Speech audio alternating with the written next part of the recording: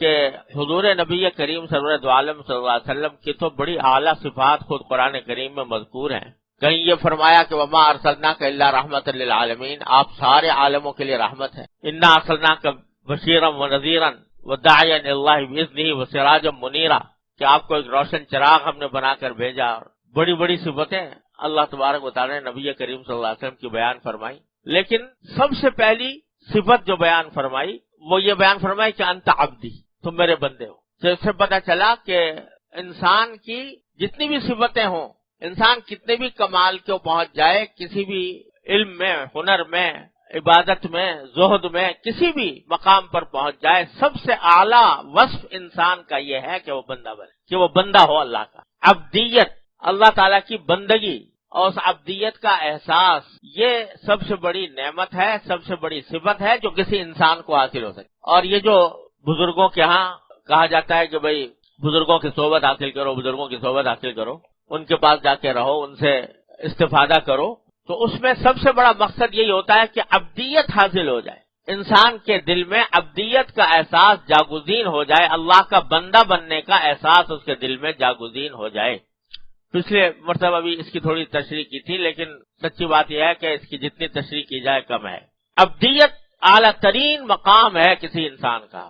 اس کائنات میں رسول کریم سرور دو عالم صلی اللہ علیہ وسلم سے افضل کوئی نہیں ہو سکتا. کوئی فرشتہ، کوئی جن، کوئی انسان، کوئی یہاں تک کہ کوئی پیغمبر بھی نبی کریم سرور دو عالم صلی اللہ علیہ وسلم سے افضل نہیں ہو سکتا. اتنے بڑا مقام اللہ تبارک و تعالی نے اپنے بعد جو کسی کا مقام رکھا ہے وہ جناب نبی کریم سرور دو عالم صلی اللہ علیہ وسلم. بعد از خدا بزرگ تو ہی قصہ مختصر، اللہ کے بعد سب سے اونچا مقام سرکار دو عالم صلی اللہ علیہ وسلم. لیکن آپ کے سارے مقامات میں سب سے پہلے انت عبدی، تم میرے بندے ہو. تو معلوم ہوا کہ سب سے بڑی چیز انسان کے لیے عبدیت کا مقام ہے کہ وہ بندہ بن جائے. ساری خرابیاں یہاں سے پیدا ہوتی ہیں کہ انسان کے دل میں یہ آ جاتا ہے کہ میں فلاں ہوں، میں ایسا ہوں، ویسا ہوں، میرے اندر فلاں صفت ہے، میرے اندر فلاں کمال ہے. یہ احساس پیدا ہو جاتا ہے، دوسرے سے برتر ہونے کا احساس پیدا ہو جاتا ہے، اور اس کی وجہ سے تکبر پیدا ہوتا ہے، اس کی وجہ سے حسد پیدا ہوتا ہے، اس کی وجہ سے دوسروں کی تحقیر پیدا ہوتی ہے. یہ ساری باتیں اور اسی طرح معصیتیں وہ نکلتی ہیں اس بات سے کہ انسان نے اپنے عبد ہونے کا، بندہ ہونے کا تصور اس کے دل میں بیٹھ جائے تو بس یہ سب سے بڑا کمال ہے جو انسان کو حاصل ہو جائے کہ عبدیت اس کے اندر پیدا ہو جائے. میں نے اپنے والد ماجد قدس اللہ تعالیٰ سرہ سے سنا، اللہ تعالیٰ ان کے درجات بلند فرمائیں، کہ آپ شاید آپ حضرات واقف ہوں گے، حضرت علامہ سید سلیمان ندوی رحمۃ اللہ علیہ بڑے محقق عالم تھے، بڑی کتابیں لکھی ہیں، کتاب بڑے اونچے درجے کے مصنفین میں سے ہیں. سیرت النبی صلی اللہ علیہ وسلم بھی انہوں نے تعلیف فرمائی. وہ اپنا واقعہ بیان کرتے تھے میرے والد ماجد رحمۃ اللہ علیہ سے، کہ فرماتے تھے کہ میں نے جب سیرت مبارکہ لکھی، نبی کریم صلی اللہ علیہ وسلم کی سیرت، تو لکھ تو دی اور بہت تحقیق کے ساتھ لکھی، لیکن دل میں یہ خیال پیدا ہوتا تھا کہ سیرت تو تم نے لکھ دی نبی کریم صلی اللہ علیہ وسلم، لیکن اس سیرت کا کوئی عکس، اس کا کوئی حصہ تمہارے اپنی زندگی میں بھی آیا کہ نہیں؟ جس ذات والا صفات کی سیرت لکھی ہے، آپ کے اخلاق طیبہ کا بیان ہے، آپ کے اخلاق فاضلہ کا بیان ہے، تمہارے اندر بھی کچھ آیا اس کا حصہ؟ تو جب اس لحاظ سے دیکھتا تھا تو دل میں ایک تڑپ پیدا ہوتی تھی کہ کس طرح میں نبی کریم سرور دو عالم صلی اللہ علیہ وسلم کی صفات کو اپنے اندر پیدا کروں. اور ساتھ میں یہ بھی ان کے دل میں بات تھی کہ عام طور سے آدمی کی اصلاح اس وقت تک نہیں ہوتی جب تک کہ کسی اللہ والے کی خدمت میں جا کر آدمی اپنے آپ کو پیش نہ کرے اور ان سے اصلاح نہ کرائے. جب تک کسی اللہ والے کی خدمت میں نہ آ جائے اس وقت تک اصلاح نہیں ہوتی. تو فرماتے ہیں کہ سارے ہندوستان اس وقت تک ایک تھا، پاکستان ہندوستان سب ایک ہی تھا، تو سارے ہندوستان میں نظر دوڑاتا تھا تو کہیں پر بھی نگاہ نہیں جاتی تھی. اگر جا کر ٹھہرتی تھی تو حضرت حکیم الامت مولانا اشرف علی صاحب تھانوی رحمۃ اللہ علیہ کے بارے میں خیال ہوتا تھا کہ میں ان کی خدمت میں جاؤں اور ان سے جا کر استفادہ کروں. تو ایک مرتبہ صرف تجربے کے لیے یہ سوچ کر کہ جا کر میں دیکھوں کہ میرا وہاں دل لگتا ہے کہ نہیں لگتا ہے، حضرت حکیم الامت مولانا اشرف علی صاحب تھانوی رحمۃ اللہ علیہ کی خدمت میں تھانہ بھون پہنچے، اور خیال تھا کہ ایک آدھ دن رہ کر وہاں پر حضرت کے مزاج و مذاق کا اندازہ کریں گے، حضرت کی باتیں سنیں گے تو دل کو لگتی ہیں کہ نہیں لگتی ہیں وغیرہ. تو جا کر رہے. ایک آدھ دن کے بعد جتنی دیر بھی قیام رہا تو طبیعت تو مائل ہوئی حضرت کی طرف. جب چلنے لگے تو چلتے وقت حضرت مولانا سید سلیمان ندوی رحمۃ اللہ علیہ نے حضرت تھانوی سے عرض کیا کہ حضرت کوئی نصیحت فرما دی. اور یہ بھی ایک بڑا اچھا طریقہ ہوتا ہے کہ جب کسی اللہ والے سے ملاقات ہو تو اس سے نصیحت کی فرمائش کر دی جائے، بشرطے کہ اس کی طبیعت پر بار نہ ہو، کوئی جلدی میں نہ ہو وہ، تو اس وقت اس سے فرمائش کر دینا کہ کوئی نصیحت کر دیجئے. یہ بڑی اچھی بات ہوتی ہے اس واسطے کہ جب نصیحت کی فرمائش کی جاتی ہے تو بسا اوقات اللہ تبارک و تعالیٰ اس اللہ کے بندے پر، اس اللہ والے پر وہی بات اس کے قلب میں ڈالتے ہیں جو مخاطب کے لیے فائدہ مند ہوتی. اس کی بڑی عجیب عجیب مثالیں ہیں بزرگوں کے قصوں میں.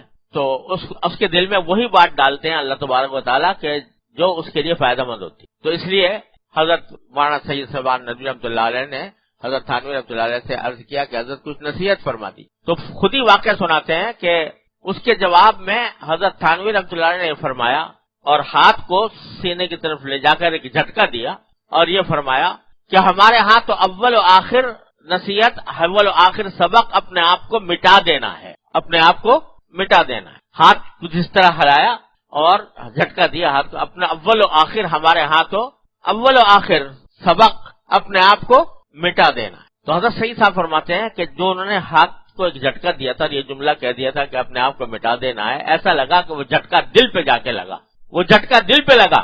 اور اس وقت سے میں نے اس جھٹکے نے میری زندگی میں انقلاب پیدا کر دی. اور جب تک پھر بعد میں مسلسل حاضری ہوتی رہی حضرت والا کی خدمت میں، تو فرماتے ہیں کہ جب تک یہ جھٹکا نہیں لگا تھا اس وقت تک دماغ میں خناس تھا اپنے علم کا کہ اللہ نے مجھے بڑا علم دیا ہے. یہ خناس تھا کہ میری تحقیقات ساری دنیا میں پھیلی ہوئی ہیں، میری تصانیف لوگ تعریف کرتے ہیں.